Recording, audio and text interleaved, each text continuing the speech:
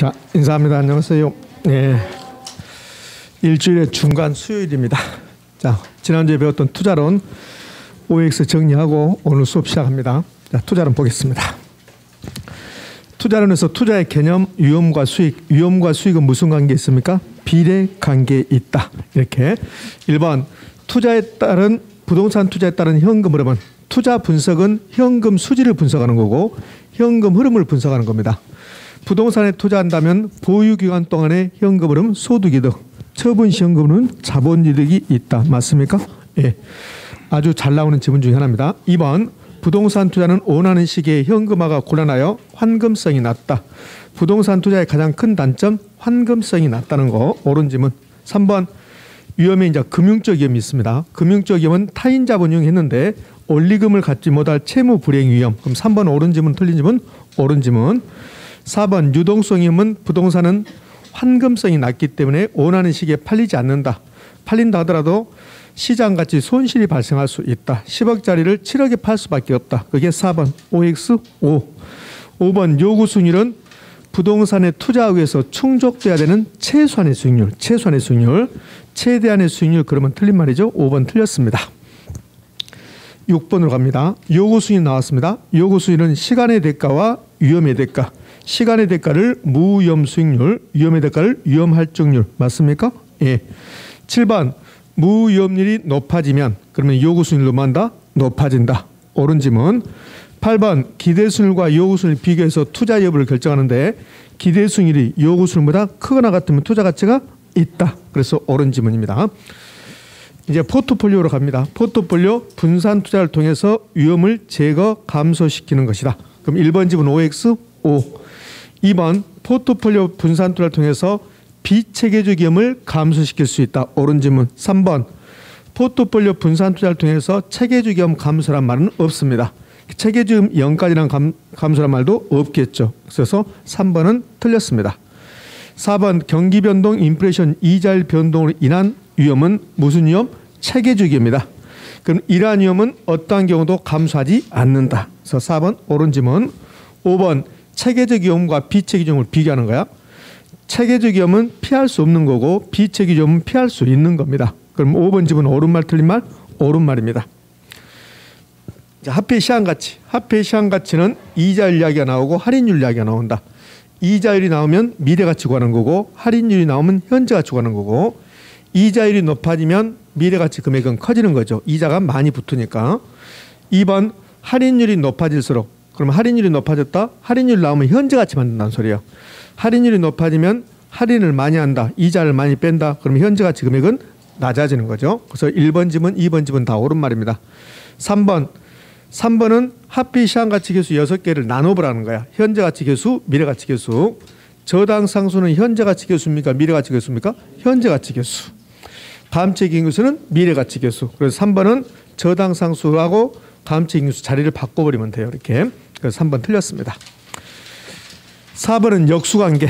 화폐 시한가치 계수에서 역수관계입니다. 연금의 미래가치 계수는 저당 상수의 역수가 아니라 감채 기금 계수의 역수입니다. 그래서 틀렸습니다. 저당 상수의 역수는요, 연금의 현가 계수고.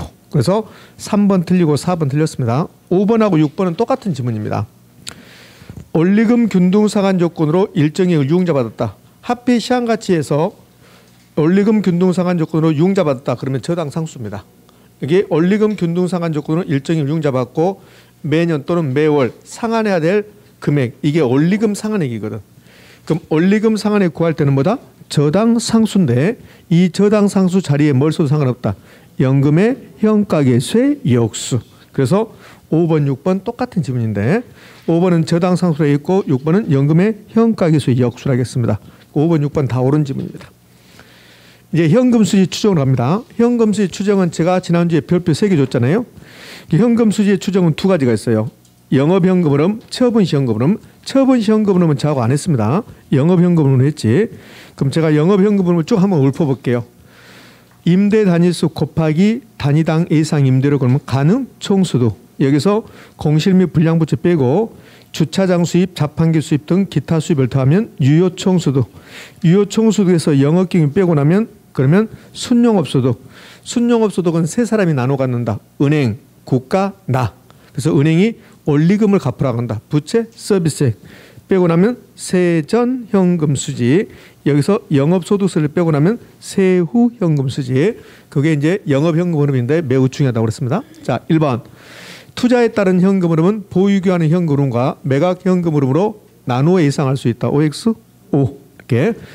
아까 참여했던 지문하고 똑같은 지문이에요. 참여했던 거 지문하고. 2번. 가능총소득은 임대 단위수의 단위당 예상 임대를 곱하여 산정한다. O.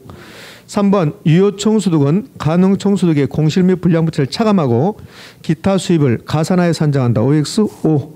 4번 세전현금흐름은 순용업소득의 부채 서비스를 가산한 겁니까? 차감하는 겁니까? 차감. 그래서 틀렸습니다. 자, 5번 6번은 동일할 수 있다 없다 그랬잖아요. 그럼 동일할 수 있습니까 없습니까? 있다. 그러니까 5번 순용업소득은 세전현금흐름과 동일할 수 있다. 옳은 지문이죠. 6번은 세전현금흐름과 세후현금흐름은 동일할 수 없다. OX, X. 동일할 수 있다. 영업소득세를 내지 않는 경우가 나오거든. 그러면 동일할 수 있다. 7번 유효총소득에서 영업경비를 차감하면 뭐가 된다? 순영업소득이다. 옳은 지문. 8번 소득세는 영업경비에 포함되지 않는다. OX, O. 영업경비에 포함되지 않는 거 최소한 4개. 공부소감. 공부소감에서 소가 소득세. 소득세는 영업경비에 포함되지 않는다. 현금 흐름이 끝나고 나면 그러면 이제 투자 분석 기법으로 가죠. 투자 분석 기법은 여러 가지가 있는데 두 개로 나눠진다. 화폐의 시한 가치를 고려하는 것과 고려하지 않는 걸로 나눠진다.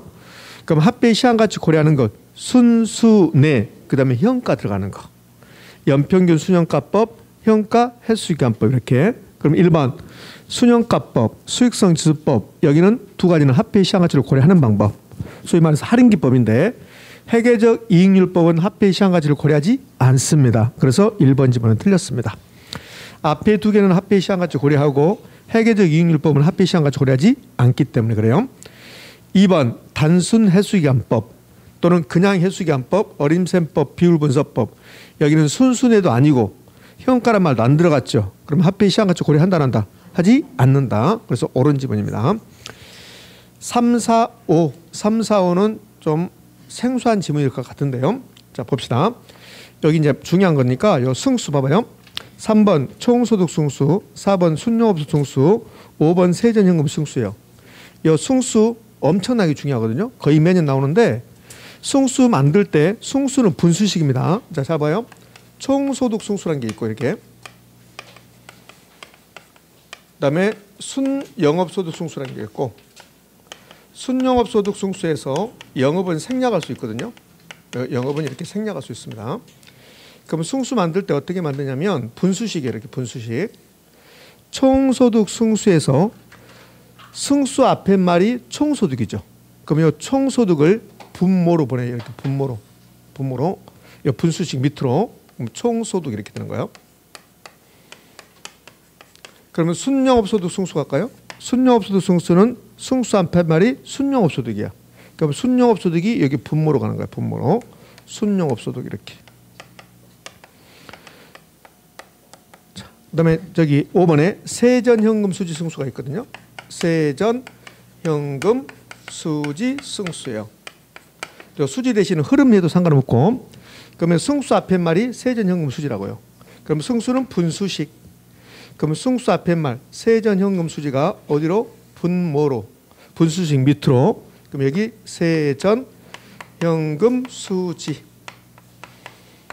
그럼 이제 우리는 분자만 채워주면 되겠죠. 분자만 여기 분자만 채워주면 되는데, 네 총소득 승수의 소득, 순소득 승수의 소득 이렇게 소득이 들어가면 여기 분자는 총투자액입니다. 총투자액. 여기도 총투자액입니다. 그런데 요 세전현금 수지 승수는 뭐요? 소득이란 말이 없죠. 그러니까 세전이 나오고 또 세후도 있어. 세후 현금 수지 승수. 여러분 숨 쉬세요. 숨도 안 쉬고 가만히 있는 것 같아요 지금. 그렇죠? 동무정에서 숨을 쉬라고. 그럼 세후 현금 수지 승수에서 승수 앞에 말이 세후 현금 수지죠. 그럼 이 세후 현금 수지가 여기 분모로 간 거야. 세후 현금 수지 이렇게. 그러면 세전 현금 수지 승수, 세후 현금 수지 승수 이제 분모는 됐어요. 그럼 분자를 채워줘야 돼요. 분자. 요 분자를 채워줘야 되는데 분자는 투자액입니다. 투자액. 그러니까 승수, 총소득 승수, 순소득 승수, 세전 현금 수지 승수, 세후 현금 수지 승수. 승수 나오면 분수식이다. 그럼 분수식인데 요 분자 위에는 투자액인데 그런데 소득이 나오면 총투자액이고 총투자액이고 수지가 나오면 요 수지 또는 세전 세후가 나오면 여기 지분 투자액이고 이거 거의 매년 나옵니다. 이렇게. 자, 그럼 승수 만들 수 있어야 돼요. 다시 해볼까요? 승수가 나오면 분수식이다.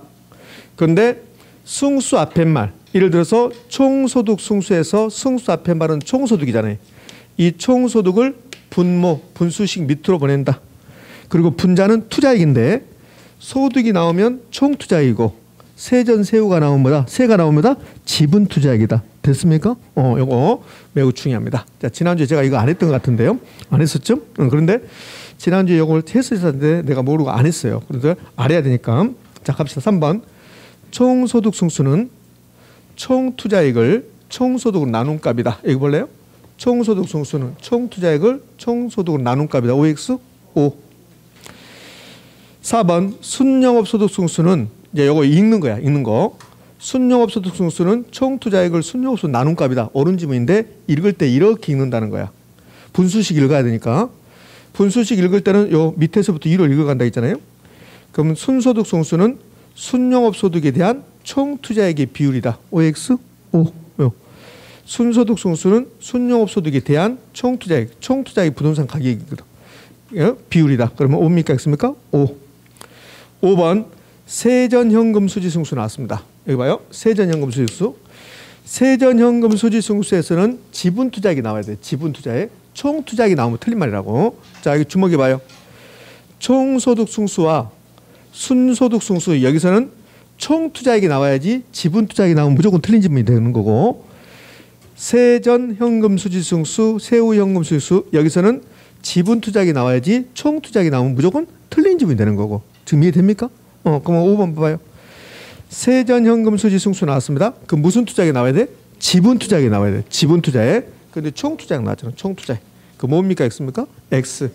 그럼 요 총투자액 자리에 무슨 투자액? 지분투자액. 지분투자액을 세전현금 수지로 나눈 값이 이렇게 해야 돼요. 그래서 틀린 지분입니다. 자, 지난주에 배웠습니다. 이거 이제 여기까지 3번 아까는 안 배웠고 3번부터 안 배웠고 지난주에 했던 거 이제 정리했습니다. 3, 4, 5 매우 중요하니까 배울까요? 승수가 나오면 분수식이다. 승수가 나오면 분수식이다. 됐죠? 분수식인데 승수 앞에 말이 분수식 밑으로 분모로 간다. 그리고 분자는 뭐다? 투자액이다. 근데 총소득 승수, 순소득 승수처럼 소득이 나오면 무슨 투자이고 총투자이고 세전현금 수지, 세후현금 수지처럼 세전, 세후가 나오면 무슨 투자이고 지분투자이고 됐습니까? 이렇게. 자, 됐어요. 자, 지난주에 배웠던 거 정리했습니다. 자, 그러면 오늘은 이제 새로운 파트로 공부해야 되겠네요. 자, 이제 처음 배운 것처럼 이제 오늘 여러분 처음 만난 것처럼 이제 새롭게 또 동영상이 돌아가니까 오늘은 부동산 금융론입니다. 열심히 공부하겠다고 마음 먹고 왔죠? 그런데 잘 안 된다는 거. 그러니까 스트레스 받지 마시기 바랍니다. 그래서 이번 주는 좀 편하게 살자고요. 이번 주는 이 인류를 구원하기 위해서 또 어느 분이 오신 날 들어가 있고 그러니까 좀 편하게 삽시다. 자, 부동산 금융론인데 이제 7번째고 우리 이제 부동산학은 총 8개 편으로 이루어져요. 그럼 7번째. 왜 7번째가 됐냐면 이제 금융론 우리 7번째 수업하니까 7번째 되죠. 그럼 이제 이거는 6편이라고 금융론을 봐요. 6편 이렇게. 그러면 7편도 있겠죠. 그럼 8편이 이제 끝나는 건데 8편이 감정평가고 7편이 개발관리 마케팅이야. 그건 개발관리 마케팅은 11월, 12월 이 과정에서는 하지 않는다고요. 나중에 이제 공부하다 보면 알겠지만 개발관리 마케팅은 1년에 한 번만 수업 들어도 다 맞출 수 있게끔 출제해요. 그러니까 굳이 그걸 지금 할 필요는 없습니다. 그래서 오늘 제6편 부동산 금융론하고 다음 주가 이제 마지막 주 8편 감정평가. 자, 이렇게 할게요. 자, 금융론의 이제 구성을 좀 보면 금융론은 일단 몇 문제 정도를 출제하냐면 자, 조금 출제하면 4문제, 많이 출제하면 6문제 출제예요. 그러니까 5문제 정도 출제한다 이렇게 생각하시면 돼요. 그럼 5문제 출제하는데 여기서 다 한 문제씩 나온다 이렇게 생각하시면 될 것 같은데요. 자, 여기서 하나씩 빠지겠죠. 만약에 뭐 이자율이 빠진다든지 아니면 부동산 투자회사가 빠진다든지 그러면 이제 5문제 되겠죠. 부동산 금융의 기초 여기는 뭐 영어 정의하는 거고 그러면은 부동산 금융 그러면 토지 금융과 주택 금융이 있어요. 그러니까 금융이란 말은 돈을 빌리고 빌려주는 거거든. 그 부동산 금융은 부동산 관련해서 돈을 빌리고 빌려주는 거. 우리가 가장 부동산 금융으로 접하기 쉬운 게 주택담보대출 받는 거야. 내가 주택을 사기 위해서 신한은행 가서 담보대출 받았다.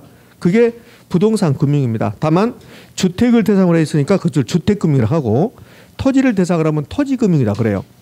그럼 우리 시험은 이 부동산 금융론에서 토지금융이 잘 나오는 게 아니라 주택금융이 잘 나와요. 그러니까 주택금융 중에서도 주택소비금융이라는 게 있어요. 이 주택소비금융은 주택담보대출 받는 거야. 그럼 주택담보대출 받으러 가는데 이 부분 요 주택소비금융 주택담보대출에서 3문제까지 출제할 수 있습니다. 부동산 금융론이 많이 나오면 6문제인데 이 부분에서 3문제까지 출제할 수 있다고요. 그럼 어떻게 3문제냐면 한번 생각해 봐요. 내가 주택을 사기 위해서 여러분이 주택을 사기 위해서 은행 가서 대출 받으러 갑니다. 그럼 내가 가지고 있는 돈이 지금 5억을 가지고 있어요. 그럼 15억짜리 부동산 살 거야. 그럼 5억을 가지고 있으니까 15억짜리 살려면 10억을 대출 받아야 돼요. 그래서 은행 가서 제가 대출기 직원한테 물어보는 거야. 내 연봉은 어떻고 그다음에 부동산은 지금 아파트를 15억짜리 살려고 하는데 나는 5억 가지고 있습니다. 그럼 10억을 대출 받을 수 있습니까? 이게 나의 관심사야. 그게 이거거든요. 세대 대출 가능 금액 계산. 얘가 시험에 나오면 거의 90%를 계산 문제인데요. 올해는 출제하지 않고 작년에 출제했거든요. 그러니까 여러분 시험에서는 이게 계산 문제 나올 확률이 매우 높아요. 여기 하나 있고 그러면 대출기 직원이 그러겠죠. 저한테 10억은 힘듭니다. 한 7억까지 빌려줄 수 있습니다. 그러면 저는 3억을 어디서 빌려와야 되잖아요. 와, 그러면 나는 아파트를 살 수 없겠다. 이렇게 된다고. 그러니까 이게 하나 있고 그러면 대출기 직원이 10억을 빌려줄 수 있습니다. 이렇게 했습니다. 그럼 그 다음에 관심사는 뭘까? 이자율. 이자율은 어느 정도 되는데요. 이자율은 고정이자로 해야 됩니까? 변동이자로 해야 됩니까? 요 이자율 이야기. 그럼 이제 빌렸어요. 10억을 빌렸으면 뭐 해야 돼? 갚아야 되지. 그게 저당 상환 방법이야. 그러니까 저당 상환 방법은 이쪽에 주택 소비금융에 들어갈 건데 이 부분 저당 상환 방법은 부동산 금융론에서 한 번도 안 빠지고 나오는 거야. 그래서 장을 달리해서 보겠다는 소리예요. 요 두 개가 3문제까지 출제하는 경향이 있다. 어떤 해는 4문제를 출제했는데 여기서 3문제를 출제해버려요. 그러니까 이 부분이 부동산 금융론에서 가장 중추적 부분이 된다. 그다음에 주택 저당 채권 유동화. 이게 이제 생소할 거란 말이에요. 채권 유동화는 채권을 팔겠다는 소리예요. 유동화는 팔아서 현금하겠다.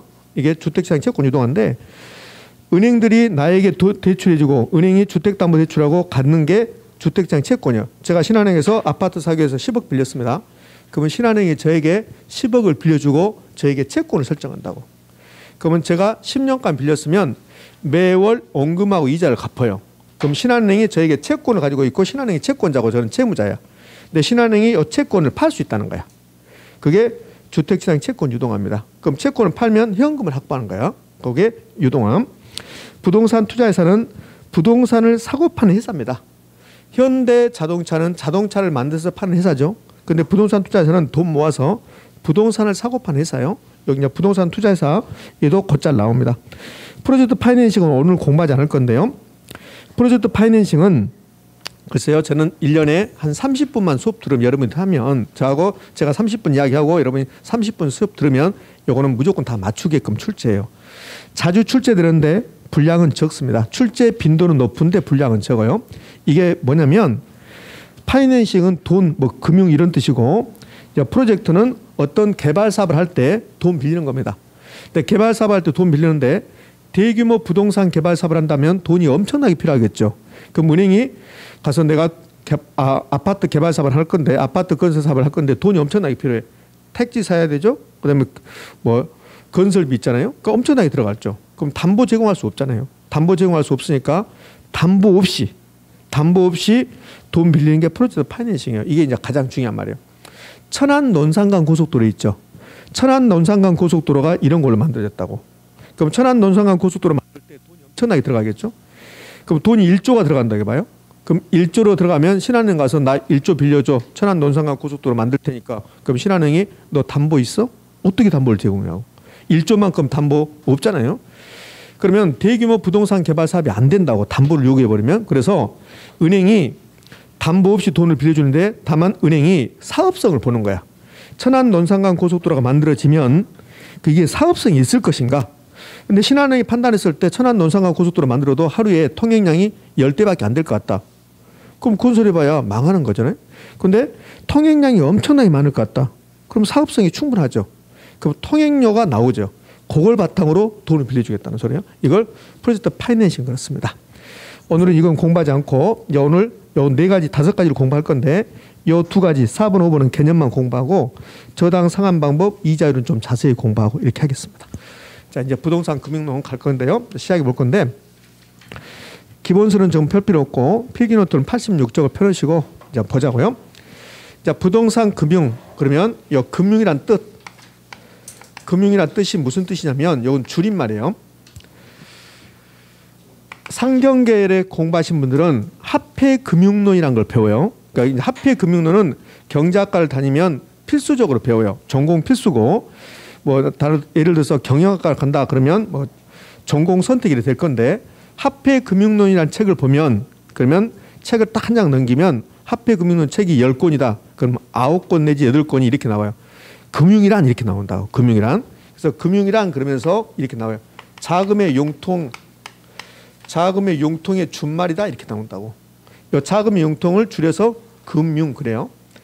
자금은 돈이잖아요. 그럼 용통은 빌리고 빌려주는 거라고요. 지금도 약간 연세 드신 분들은 자금 좀, 돈 좀 융통해줘 이렇게 한다고 이렇게. 그러니까 돈을 빌리고 빌려주는 것을 이거를 금융 이렇게 한다고. 그럼 여기다가 부동산 붙이면 부동산 관련해서 돈을 빌리고 빌려주는 것 이게 부동산 금융이 되는 거예요. 그 부동산 금융을 나누면 토지금융과 주택금융으로 나눠지는 거예요. 근데 우리 시험은 토지금융을 주로 내는 게 아니라 주택금융을 주로 내는 거예요. 그럼 주택금융은 또 나눠져요. 어떻게 나눠지냐면 내가 주택을 살 때 돈 빌린다. 그게 주택담보대출인데 이 주택담보대출을 학문적으로 말하면 주택소비금융이다 이렇게 해요. 그럼 주택소비금융은 주택담보대출이죠. 그럼 주택담보대출은 주택을 사기 위해서 돈 빌리는 건데 무엇을 담보로 제공하고 주택을 담보로 제공하고 이렇게 냈죠. 우리 시험에서 2번에 걸쳐서 주택소비금융은 주택을 담보로 주택 구입자금을 대출받는 것을 말한다. OX? O. 근데 감정평가사 시험에서 3년 전에 4년 전이구나. 4년 전에 감정평가사 시험이 요 1번 지문이요. 기출 1번 지문. 여기 이제 감정평가사 시험이거든요. 주택소비금융은 신용을 담보로 제공하고 자금을 빌렸다. O입니까? X입니까? X요. 신용을 담보로 한 게 아니죠. 주택소비금융이 주택담보대출이야. 그러니까 주택을 담보로 하는 거죠. 그러니까 주택을 담보로 이렇게 해야 되죠. 이렇게. 우리 시험은 2번 냈는데 2번 다 주택소비금융은 주택을 담보로 이렇게 했다고. 근데 평가사 시험에서는 이걸 신용을 담보로 이렇게 해서 틀린 집을 만드는 거예요. 그러면 주택소비금융은 주택 사는 사람이 돈 빌리는 거니까 이것을 수요자 금융 이렇게 부르고 현대건설은 주택 공급자예요. 공급자. 그 현대건설이 주택 공급할 때 그것을 개발한다고 그래. 개발. 주택 개발. 그럼 주택 개발했습니다. 현대건설이. 그럼 현대건설이 주택 건설할 때 자기 돈 가지고 건설하는 경우는 없죠. 그럼 은행에서 돈 빌려야 되죠. 그것을 주택 개발 금융. 그럼 개발은 공급이니까 공급자 금융 이렇게 한다고. 한 20여 년 전에 시험 문제를 가볼까요? 20여 년 전에 시험 문제는 이렇게 내요. 주택 개발 금융은 공급자 금융이다. OX? O. 뭐 이렇게. 요즘은 이제 그렇게 내지는 않습니다. 그럼 이것 중에서 주택금융과 토지금융 중에서 우리는 주택금융을 주로 배우고 이 주택금융 중에서도 소비금융을 주로 배우겠습니까? 개발금융을 배우겠습니까? 개발금융이죠. 중개사는 주택을 중개하니까 여기 주택 개발금융이 아니라 주택 소비금융 이 부분을 주로 출제하고 이거 주택담보대출 여기서 세 문제까지 나온다고 했잖아요. 이자율, 최대 대출 가능 금액, 그다음에 상환 방법 이렇게. 자, 여기 이제 무엇을 공부하는 거 봤고 이제 부동산 금융 또는 주택 금융의 기능 기능이 역할이거든요. 역할. 저하고 기능을 한번 배운 적이 있는데요. 어디서 배웠을까요? 기능? 여기에서 배웠습니까? 여기서 배웠겠네. 어느 부분에서 기능이 나왔던가요? 신경 쓰지 마세요. 머리 돌리지 마요. 기억 안 나니까 제가 말할게요. 부동산 시장의 기능을 배웠어요. 부동산 시장의 특징, 그다음에 부동산 시장의 기능. 부동산 시장은 수요자 공급자 만나서 가격 결정하고 그 가격으로 물건을 사고 파는데 그것을 자원 배분한다 이렇게 했어요. 그 자원 배분이 잘못되면 자원 배분의 비효율성, 시장이 실패. 그래서 정부가 개입한다 이렇게 했다고. 걱정하지 마세요. 나중에 다 되게 돼 있어. 요 기능이 역할이에요. 역할. 근데 부동산과 결혼 배우다 보면 기능이란 게 네 군데서 나와요. 부동산 시장의 기능, 조세의 기능, 조세는 제가 안 배웠습니다. 세금의 기능, 그다음에 여기 부동산 금융의 기능, 주택금융의 기능, 다음 주에 감정평가의 기능이라는 게 있다고. 요 네 군데 나오는데 요 기능은 시험에 자주 출제되지 않습니다. 어느 파트든 간에. 그러니까 부동산 시장의 기능, 감정평가의 기능, 주택금융의 기능, 요 기능은 자주 출제되지 않고 틀린 말 잘 만들지도 않습니다.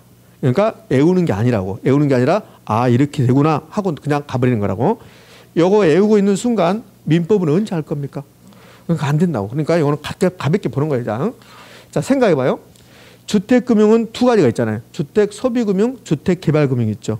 그럼 이 개발금융이 활성화되면 그러면 현대건설에게, 삼성건설에게 돈을 많이 빌려준다는 소리잖아요. 그럼 주택공급이 확대되겠네. 여기 있잖아요. 주택공급 확대. 주택소비금융이 활성화된다. 그러면 주택 사는 사람에게 대출을 많이 해주는 소리죠. 그럼 주택 수요 증가, 공급 증가, 수요 증가, 주택 거래 활성화, 주거 안정, 부동산 또는 주택의 수요 공급 조절, 경기 조절 됐죠? 이게 이제 기능이야. 외우는 게 아니라고. 자, 그러면 기능은 어떻게 출제하는 거 볼까요? 기능을 출제할 때 이 기능이란 말은 거의 안 들어가요. 2번처럼 출제하는 거야. 주택 시장이 침체하여 주택 거래가 부진하면 그러면 수요자 금융을 확대하여 요거 주택담보대출 수요자에게 돈을 많이 빌려주겠다는 소리예요. 주택 수요를 증가시킴으로써 주택 경기를 활성화시킬 수 있다. OX? 여기에 지금 기능을 내는 거라고 이렇게. 그러니까 이거는 그냥 아 그렇구나 하는 거지 외우는 게 아니라는 거. 세 번째는 좀 이따 다시 나올 거예요. 세 번째 있는 것은 그럼 여기 두 가지 배웠습니다. 무엇을 공부할 것인가. 그다음에 기능은 이제 가볍게 보는 거예요. 이제 두 번째 파트로 보는 게 금융의 분류라는 게 있어요. 금융의 분류. 금융의 분류는 나오면 다 맞출 수 있는 건데 좀 애석합니다. 왜 애석하냐면 올해 두 문제를 출제했어요. 여기에 3년에 한 번꼴로 4년에 한 번꼴로 출제하는데 올해는 좀 출제를 잘못한 것 같아요. 두 문제를 출제했다고 해서. 그래서 지분금융이 있고 부채금융이 있고 매자님 금융이 있는데 여기 이제 올해는 부채금융과 매자님 금융 이걸 물어봤다고요. 그럼 시험은 어떻게 출제하냐면 지분금융의 뜻, 부채금융의 뜻, 매자님 금융의 뜻을 물어본 적이 한 번도 없어요. 단순하게 이렇게 물어봐요. 지분금융에는 무엇이 있습니까? 이걸 지분금융이라고 그래요. 그러니까 부채금융은 이런 것들을 이제 부채금융을 합니다. 그러니까 시험은 이렇게 된 게 가장 많아요. 이렇게 박스를 주고 나서 이 중에서 지분금융은 몇 개입니까? 부채금융을 골라보세요. 이렇게 내거나 아니면 다음 중 부채금융이 아닌 것은 다음 중 매자님 금융을 묶인 것은 이렇게 출제합니다. 의미하셨죠? 이렇게. 올해는 이 부채금융하고 매자님 금융 두 문제를 출제했어요. 두 문제거리가 아닌데 두 문제 출제해서 여러분에게 조금 안 좋아요. 내년에는 여러분 시험에서는 출제할 확률이 좀 빈약합니다. 매우 낮습니다. 그럼 지금부터 이제 지분금융, 부채금융 뜻을 설명할 건데 지분이 다른 사람 돈입니까? 내 돈입니까? 내 돈이야. 이거 지분은 내 돈이라고. 이 지분금융은 자기 자본, 자기 돈 쓰는 걸 지분금융이라고 그래요. 그러니까 부채는 내 돈이 아니라 빚이죠. 빚. 이걸 타인 자본 쓰는 거. 타인 자본 쓰는 것을 이것을 부채금융이라고 그래요. 그 매자님 금융은 지분금융과 부채금융의 성격을 동시에 갖는 거 이렇게 하는데 그럼 이제 지분금융이 뭔 말인가? 내 돈 쓰는 건데 자 봐요. 내 돈을 쓰면 무조건 지분금융이라 하고 다른 사람 돈을 쓰면 부채금융이라고 그래요. 자, 그러면 제가 10만 원이 필요합니다. 10만 원이 필요해서 이제 CD기 가서 카드를 집어넣고 제 통장에서 인출해요. 그 무슨 금융입니까? 지분금융이요. 내 통장에서 인출했으니까 내 돈 쓰는 거니까 CD기 가서 카드를 집어넣고 내 통장에서 인출하지 않고 현금 서비스 받았습니다. 그럼 뭡니까? 부채금융이야. 부채금융. 그래서 10만 원 카드를 집어넣고 내 통장에서 빼려고 했는데 그래서 잠깐 실수해서 현금 서비스 받았습니다. 지분하려고 했는데 부채금융 했네. 이렇게 하면 된다고. 그게 부채금융이야. 그러면 대출 받았다. 그럼 전부 다 부채금융이야. 대출 받았다. 그러면 신용대출 받았습니다. 담보대출 받았습니다. 저당대출 받았습니다. 전부 다 뭐요? 부채금융. 부채금융. 이렇게. 부채금융. 자, 그럼 이제 지분금융과 부채금융을 뜻을 설명했는데 그 뜻을 한 번도 나온 적이 없다겠잖아요. 그럼 어떤 것들이 지분금융입니까? 어떤 것들이 부채금융입니까? 이제 그걸 알아야 돼요. 그러니까 부채금융 볼래요? 저당대출. 대출 받았다네요. 대출. 그럼 대출이 나온 순간 전부 다 부채금융이요. 신탁증서금융이 여기에 신탁증서를 담보로 제공하고 돈 빌린 거예요. 이거 나왔으니까 제가 설명해 볼게요. 신탁증서금융이 뭐냐면 제가 토지 50만 평을 가지고 있어요. 이 토지 50만 평을 개발하고 싶은데 내가 개발하지 않고 KB 부동산 신탁에 맡겨요. 그럼 KB 부동산 신탁에게 맡겨버리면 그것을 신탁했다고 해. 그럼 KB 부동산 신탁에게 제가 10년 맡겼다. 그럼 10년 동안 소유권이 KB 부동산 신탁으로 가는 거야. 실질적인 소유권은 내가 가지고 있고, 그럼 KB 부동산 신탁에서 저에게 신탁했다는 증서를 준다고. 증서. 그걸 신탁증서라고 그래요. 그럼 이 신탁증서에 보면 소재지, 그래서 토지 면적에서 50만 평을 누가 누구의 어디에게 신탁했다 이런 거 나온다고. 그럼 여기 뭐 결국은 50만 평에 대한 땅 문서가 된다고. 땅 문서. 그럼 이걸 제가 신한은행에다 제시를 해요. 그러니까 신한은행에서 보고 이거 보고 나서 이 신탁증서네요. 그러겠죠. 그래서 이제 신탁증서를 유지할 수도 있으니까 신한은행에서 KB 부동산 신탁에 전화 한번 해봐요. 여기에 사실입니까? 그러니까 KB 부동산 신탁에 사실입니다. 그런다고. 그러면 신한은행은 달라지는 거야. 여기 앉아 계시지 말고 이리 들어오세요. 이건다고. 토지 50만 평 가지고 있으니까. 여기에. 그럼 이걸 신탁증서 이거를 신한은행에 담보로 제공하고 돈 빌려. 그럼 담보로 제공하고 돈 빌렸잖아요. 그거 대출 받은 거지. 대출. 여기 이제 대출 받았단 말 안 써있지만 대출 받은 거라고. 그럼 무슨 금융입니까? 부채금. 이렇게 하는 거야. 이렇게. 자, 이건 나중에 좀 설명하고. 그러니까 지분금융과 부채금 이렇게 뜻을 이제 설명했는데, 그럼 이제 A라는 회사가 있어요. 이 A라는 회사가 돈이 필요합니다. 그럼 돈이 필요할 때 돈 모으는 것을 자금을 조달했다고 그래. 자금 조달. 그럼 A라는 회사가 밖에서 빌려올 수도 있고 자기 돈 쓸 수도 있고 그래요. 그러면 자기 돈 쓰면 이거는 지분금융이고 남에게 빌려오면 은행에서 빌려오면 부채금융이야. 그럼 이 A라는 회사가 주식을 발행해. 주식. 그럼 주식을 발행했으면 자기 지분을 파는 거라고. 지분. 그 주식 발행이 지분금융이에요. 그러니까 주식 발행했습니다. 이렇게 나올 수도 있고 또 신주를 발행했습니다. 이렇게 나올 수 있어요. 다 주식 발행한 거죠. 여기 공모의한 증자가 주식 발행한 거거든. 공모의한 증자는 신문 광고 내에서 주식 발행하겠다 이런 소리예요. 그럼 공모의한 증자, 주식 발행 다 지분금이 되는 거예요. 나중에 이제 신디케이트, 조인트 벤처 가볍게 설명하겠지만 이들도 전부 다 지분금입니다. 요 지분을 가지고 참가하는 거거든요. 그다음 부동산 간접펀드, 부동산 투자회사 전부 다 지분금이에요. 요 부동산 투자회사가 최근에 가장 잘 나와요. 지분금융이와 부채금융 이 부분에서 오늘 마지막에 이제 부동산 투자를 배울 건데 부동산 투자회사는 주식을 발행해서 자금을 조달해. 주식을 발행해서 자금을 조달합니다. 그럼 무슨 금융입니까? 지분금융이에요. 지분금융. 그러니까 이런 것들 뜻을 물어본 적이 한 번도 없어요. 뜻을 필요 없고 그냥 신디케이트, 조인트 벤처, 공모의한 증자, 주식 발행, 간접펀드, 부동산 투자회사 이거는 지분금이다 이렇게 외우는 거예요. 그런데 이 신디케이트가 가장 먼저 나왔는데 중에서 먼저 나온 게 아니라 제가 여기 앞머리 따서 외우다 보니까 좀 글씨를 하나 만들어 보고 싶어요. 그런데 잘 조합이 안 됐다가 뭐 신조, 공주, 간투 이렇게 되는 거야. 신조라는 공주가 있었나 보죠? 이렇게? 이름도 좀 안 좋죠. 공주 이름은 선화공주 이렇게 이뻐야 되는데 신조 공주가 된 거예요. 뭐 조신공주? 공주? 이렇게 할까? 그러니까 신조, 공주, 간투 이 6가지만 외우면 돼요. 그러면 이 6가지는 지분금융입니다. 지분금융이 나오면 이 6가지에서 벗어난 적이 없어요. 이렇게. 다시 이제 이쪽으로 와요. A라는 회사가 돈이 필요합니다. 주식 발행할 수 있어요. 이건 지분금융이야. 그런데 주식을 발행하지 않고 사채를 발행했어요. 사채. 그 사채를 발행해서 회사가 사채를 발행하면 회사채라고 그래요. 자, 요 회사채 그대로 두고 국가가 돈이 필요해요. 그럼 국가가 돈이 필요하면 국가가 발행하는 채권을 국채라고 그래요. 국채. 그다음에 서울특별시가 돈이 필요하다. 채권 발행했다. 공채라고 그래요. 그럼 회사가 돈이 필요하다. 발행한 것을 회사채라고 그래요. 회사채. 그러면 국가가 국채를 발행했습니다. 이 국채, 공채, 회사채가 별것 같죠? 아무것도 아니에요. 그냥 차용증이야. 차용증. 제가 친구한테 1억을 빌려요. 그럼 친구가 요구하는 거야. 뭐 증서 좀 주라. 그러니까 제가 차용증 써주는 거야. 요즘은 차용증도 필요 없잖아요. 다 이렇게 이체하고 그러니까 다 기록이 남지만 예전에 현금으로 거래할 때는 이게 기록이 안 남잖아요. 그러니까 예전에 보면 어른들이 돈 거래할 때 친구 사이에 친한 사이에 돈 거래할 때 차용증 써주라 그렇게 말하지 않고 날짜는 알자 그렇게 한다고. 그 말이 그 써주라는 소리야. 그거야 그거. 그러면 제가 친구한테 돈 빌립니다.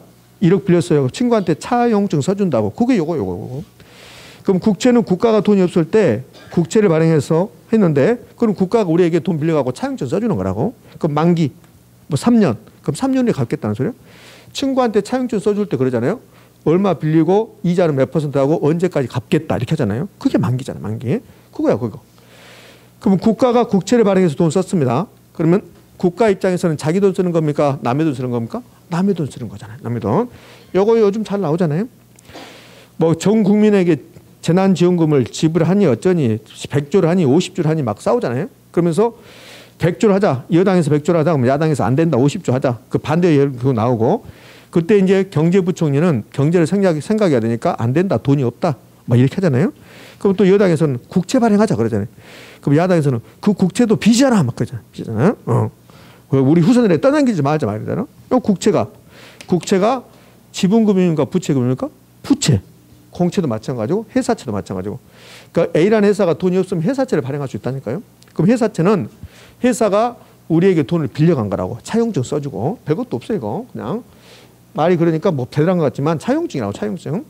근데 회사채인데 주로 해자를 생략해요. 해자를 생략하고 사채라고 그래. 사채. 그 해자를 생략해서 사채는 형님 식사하셨습니까? 그 사채가 아니에요. 형님 식사하셨습니까? 일수놀이 사채가 아니라고. 일수놀이 사채는 한자로 쓰면 이렇게 쓰는 거죠. 이렇게. 근데 이거는 회사채니까 이렇게 쓰는 거죠. 이렇게. 그래서 회사채인데 그냥 사채 이렇게 부릅니다. 회사가 주식 발행했습니다. 그러면 지분금융, 회사채 발행했습니다. 부채금융 이렇게. 은행은 회사입니까? 아닙니까? 은행. 회사예요. 그럼 은행도 사채를 발행할 수 있을까 없을까? 있어요. 은행도 채권을 발행할 수 있다고. 은행이 발행한 채권은 은행채라고 그래요. 은행채. 신문, 경제신문 같은 거 보면 은행채 어쩌고저쩌고 나온다고. 그러면 은행이 채권을 발행했다 이런 뜻이에요. 이게. 그러면 요 사채가 나오면 대부분이 뭐요? 부채금융이요. 부채금융 볼래요? 회사채 발행했습니다. 이렇게. 회사채. 근데 회를 생략하고 사채 발행했다는 소리예요. 신탁증서 금융은 제가 설명했고 주택상환사채는 공법 선생님한테 나중에 좀 자세히 배워요. 공법을 배우다 보면 뭐 사채 뭐 이런 게 많이 나오거든. 그래서 나중에 공법 선생님 비교 정리할 때 이거 비교해서 배울 건데 자세히. 주택개발업자가 돈이 없어요. 그럼 주택개발업자가 돈이 없는데 주택개발업자가 사채를 발행하는 거야. 근데 사채를 발행하는데 나중에 갚아줄 때 주택으로 갚아준대. 주택으로. 제가 주택개발업자야. 돈이 없어요. 그러면 은행에서 대출 받을 수도 있고 사채를 발행할 수 있다고. 그럼 사채를 발행해서 여러분한테 팔았어요. 그럼 여러분이 10억짜리 산 거야. 그러면 내가 나중에 갚아야 되죠. 근데 나중에 주택으로 갚아주겠다는 소리야. 주택 건설해서 이걸 주택상환사채라고 해요. 그럼 주택상환사채가 있으면 토지상환사채 있을까요? 토지개발업자가 돈이 없을 때 사채 발행하고 나중에 토지로 갚아주겠다. 토지상환사채. 이것도 전부 다 부채금융입니다. 그러니까 부채금융, 지분금융이 여기 있는 것만 아니라 무수히 많죠. 무수히 많은데 이제 이것들이 대표적인 거 여기 이제 시험에 나온 거예요. 어음은 부채금융입니다. 자산담보부 기업음. 어떤 기업이 자산을 담보로 해서 어음을 발행했다는 소리요? 돈 빌려갔다는 소리예요. 이게. 프로젝트 파이낸싱 아까 담보 없이 돈 빌려온 거라 담보 없이. 그다음에 ABS, MBS, MBB는 나중에 제가 설명할게요. 자, 이게 부채금융입니다. 그럼 이제 뜻 중요하지만 뜻은 뭐 알면 죽지만 그렇게 중요한 게 아니고 그냥 지분금융이 뭐가 있는가, 부채금융이 뭐가 있는가 그게 중요하죠. 그럼 지분금융, 부채금융 다 외우지 말고 지분금융만 알고 있으면 돼요. 지분금융 그러면 신조, 공주, 간투 이러면 끝난다는 거예요. 자, 메자닌 금융 설명할게요. 이제 올해 메자닌 금융이 이제 단독 문제 나와서 좀 힘들었는데 메자닌 금융은 단독 문제가 나올 거리가 아닌데 나왔어요. 이거 위에 다른 거 있는데 요 두 가지만 오늘 해볼게요. 메자닌이란 뜻이 이태리 말이랍니다. 이태리 말. 그래서 메자닌은 건물 1층과 2층 사이를 메자닌이라 한대요. 그럼 요 1층에서 2층 이렇게 올라갈 때 계단 올라가다가 바로 2층이 나온 게 아니라 여기 잠깐 멈추고 이렇게 올라가거든. 그러니까 여기는 1층도 아니고 2층도 아닌 거야. 이런 것을 이태리 말로 메자닌 이렇게 한대요. 그 메자닌 금융은 지분금융과 부채금융, 요 지분금융과 부채금융의 성격을 동시에 갖는 거. 요걸 이제 메자닌 금융 그래요. 그러니까 여기 봅시다. 신주 인수권부 사채 그랬어요. 그러면 사채네. 삼성전자에서 요 신주 인수권부 사채를 발행했다 이봐요. 그러면 신주 인수권부 사채를 발행했으니까 부채야, 부채. 부채인데 만기가 3년이다. 그럼 제가 이걸 샀어요. 그 3년이 됐습니다. 3년이 되면 삼성한테 가서 현금 주라 이렇게 할 수도 있고 아니면 난 현금 싫으니까 주식 주라. 신주, 새로운 주식을 인수할 수 있는 권리가 있는 사채란 소리예요. 그럼 나중에 이게 주식이 될 수 있다는 소리죠. 그럼 지분하고 부채의 성격을 동시에 갖는다 이렇게 보는 거예요. 그래서 메자닌 금은 그렇습니다. 전환사채도 마찬가지입니다. 사채인데 나중에 주식으로 전환할 수 있다. 이걸 전환사채 그래요. 이 두 가지만 일단 할게요. 올해 시험은 다른 것도 나왔지만 이 두 가지만. 이게 그냥 금융의 분류입니다. 금융의 분류는 지분금융, 부채금융, 메자닌 금융 뜻을 물어보지 않고 어떤 것들이 지분금융인가. 지분금융 6가지. 신, 조, 공, 주, 간, 투. 근데 요 신자. 요 신자는 요 신자가 무슨 신인가 알아야 돼. 지분, 부채, 메자닌 전부 다 신자 나와. 신디케이트, 신탁증서금융, 신주인수권부 사채. 그죠? 그러니까 요 신자가 무슨 신자인지 모르면 이제 머리 아픈 거지. 시험장 가서. 그 전에 다 신자가 나왔으니까. 그러면 신조, 공주, 간투에서 신은요. 신디케이트. 이렇게 하시면 되겠네요. 이게 이제 금융의 분류입니다. 자, 여기 끝나고 나면 그럼 이제 본격적으로 부동산 금융론을 배울 건데 부동산 금융론에서 주가 되는 게 주택 소비금융, 주택담보대출 이게 주가 된다는 거예요. 주택담보대출, 주택담보대출, 주택소비금융인데 이거 이제 주택담보대출 그잖아요. 그러면 가장 먼저 주택담보대출에서 이자율 이야기를 해야 돼. 이자율 이야기. 그래서 이자율 이야기를 하는데 이자율은 두 가지가 있어요. 어떻게 두 가지가 있냐면 내가 은행에다 예금할 때 이자율, 예금 이자율, 대출 받을 때 이자율, 대출 이자율. 근데 지금 우리가 공부하는 것은 예금을 공부하는 게 아니죠. 대출을 공부하는 거니까 대출 이자율 결정 원리를 하는 걸 때 이 부분은 예전에 가끔씩 출제되다가 요즘은 거의 출제되지 않습니다. 왜? 뭐 출제할 거리가 없으니까. 그래서 지금부터 요 대출 이자율 결정 원리를 좀 해볼 건데 요 대출 이자율은 은행 입장에서는 수익률입니다. 은행 입장의 수익률. 자, 여기 잠시 멈추고요. 우리 지난주에 뭘 했었냐면 이런 걸 했었어요. 투자론에서 투자자의 요구 수익률을 했었습니다. 투자자의 요구 수익률은 투자자가 어느 부동산에 투자하기 위해서 충족돼야 되는 최소한의 수익률을 그랬어요. 그럼 혹시 요구 수익률의 구성이 기억날까요? 요구 수익률의 구성. 무위험률 플러스 위험 할증률 플러스 예상 인플레이션 그랬다고.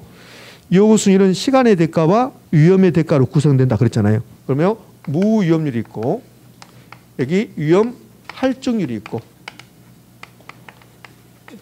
그다음에 예상되는 인플레이션이 있다면 인플레이션만큼 요구 수익이 높아지는 거야. 이게 요구 수익 구성이요. 근데 이 대출 이자율은 은행 입장에서는 요구 수익입니다. 이거는 은행의 요구 수익이라고. 제가 신한은행 가서 대출 받았는데 대출 이자율이 5%다.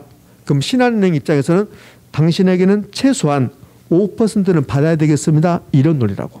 논리.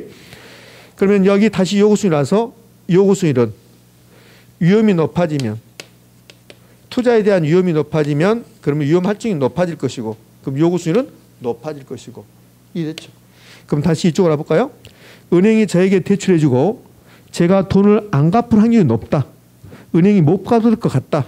그걸 대출자 위험이 증가했다고 그래. 그럼 대출자 위험이 증가하면 대출자가 요구하는 수익률, 대출 이자율 높아질까 낮아질까? 높아지겠죠. 요거 하나 기억하는 거야. 그러니까 대출 이자율 결정 원리는 대출자가 위험을 많이 부담하면 대출 이자율은 높아진다는 거야. 요거 하나 하고 그다음에 여기 투자론에서 다시 요구수 나서 예상되는 인플레이션이 높아지면 투자자 요구수는 높아지겠죠. 그러면 대출 이자율에서도 예상되는 인플레이션이 높아지면 그러면 대출 이자율도 높아진다는 거야. 이 두 가지만. 예금 이자율은 은행의 요구 수익률이다. 그럼 은행이 대출해주고 위험을 많이 부담한다. 돈을 못 받을 확률이 높아졌다.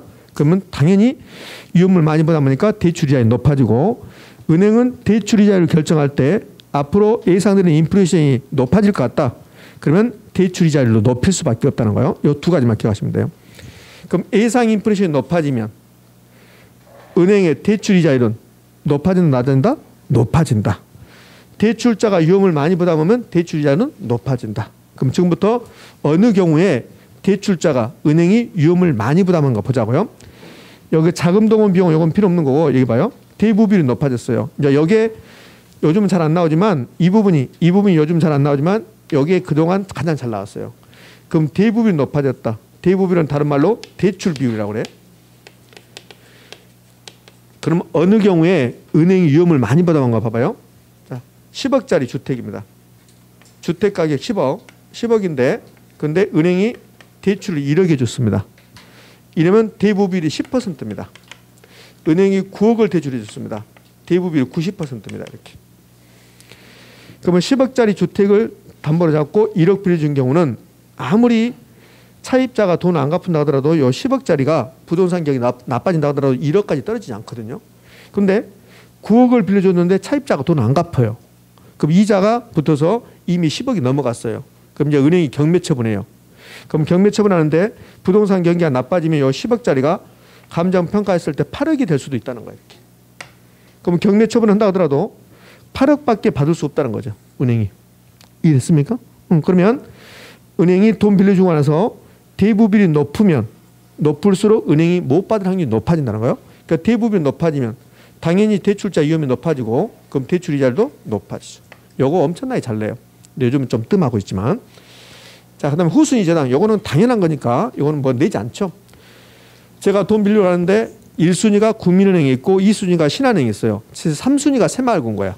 그럼 새마을금 거는 저에게 돈 빌려주면서 나중에 경매 처분한다 하더라도 돈을 못 받을 확률이 높아져요.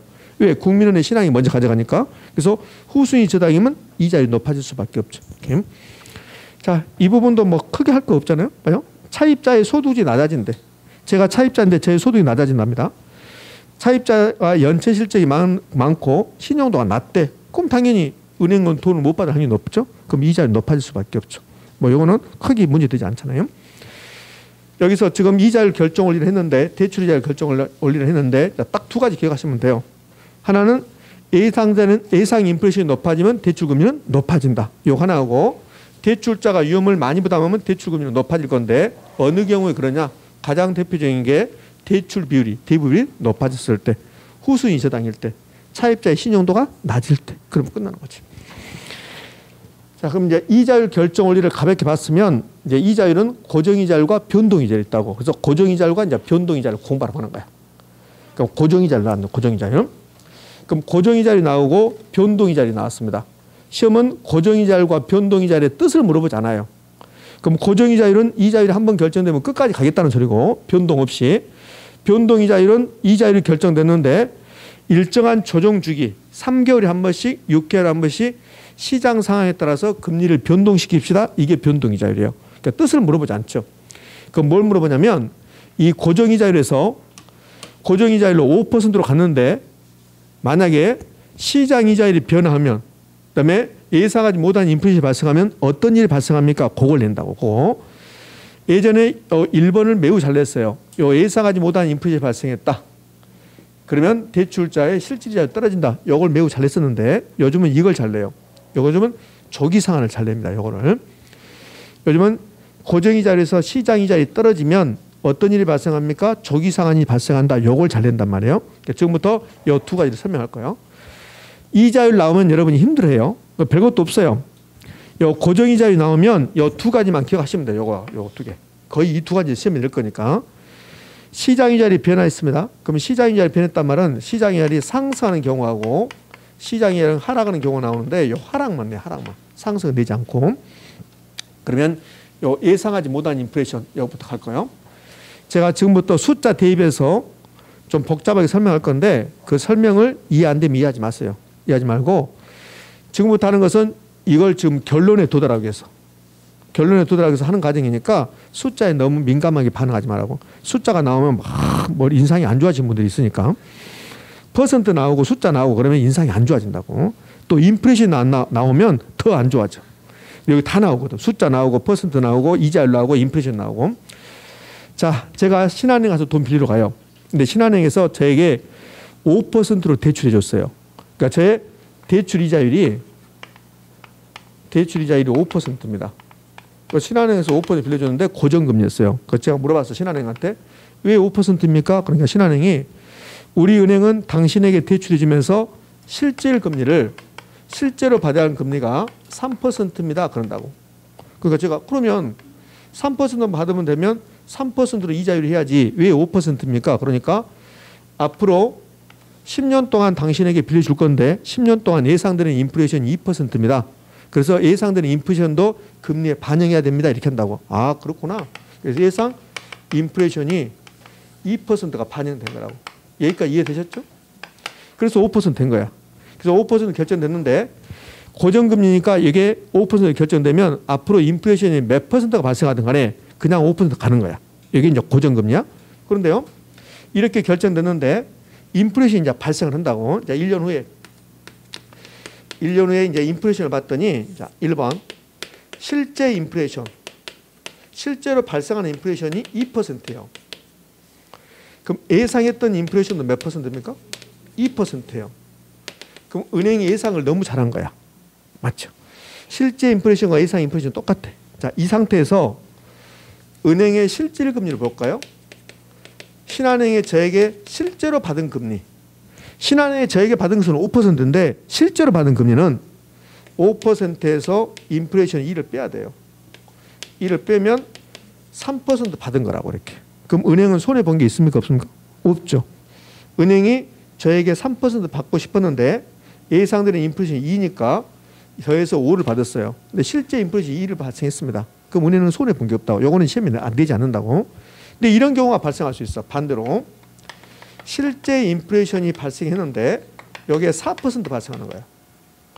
그럼 예상 인플레이션보다 실제 인플레이션이 높아요. 이렇게. 그럼 이때는 은행이 저에게 받은 것은 5%인데 실질적으로 받은 것은 1%밖에 안 돼요. 왜? 저에게 5를 받았죠. 5를 받았는데 근데 인플레이션 4가 발생한 거야. 4%. 그러면 저에게 실질적으로 받은 것은 1%밖에 안 된다고. 그럼 이걸 지문 만들어 볼까요? 지문. 어차피 지문을 알아야 되니까. 지금 고정이자율입니까? 변동이자율입니까? 고정이자율. 고정이자율로 가는데 예상한 인플레이션보다 실제 인플레이션이 높대요. 예상은 2 했어요. 은행이. 근데 실제가 4가 나왔습니다. 이걸 다른 말로 하면 예상하지 못한 인플레이션이 발생해버린 거야. 예상하지 못한 거. 1번은 예상하지 못한 인플레이션이 발생한 게 아니죠. 1번은 예상했던 만큼 나왔으니까 2번은 예상하지 못한 인플레이션이 발생한 거야.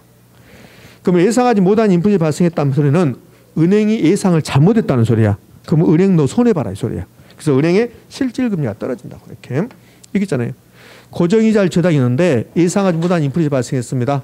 다른 말로 실제 인플레이션이 예상 인플레이션보다 높습니다. 그러면 은행의 실질금리가 떨어지고 있잖아. 실질이자율이 3%가 아니라 1% 떨어졌잖아요. 이걸 손해본다 이렇게 하면 돼요. 손해본다. 자, 정리해볼까요? 고정이자를 저당해서 예상하지 못한 인플레이션이 발생했다. 그럼 은행이 예상을 잘못했다. 은행 너 손해봐라 그 말이야. 네, 그렇게 하시면 돼. 요 숫자 다 필요 없는 거야. 숫자 다 필요 없고. 자, 정리 다시요. 고정이자를 저당해서 예상하지 못한 인플레이션이 발생했습니다. 은행 네가 잘못했네. 너 손해봐라. 은행의 실질 이자율은 떨어진다. 됐지요? 오케이.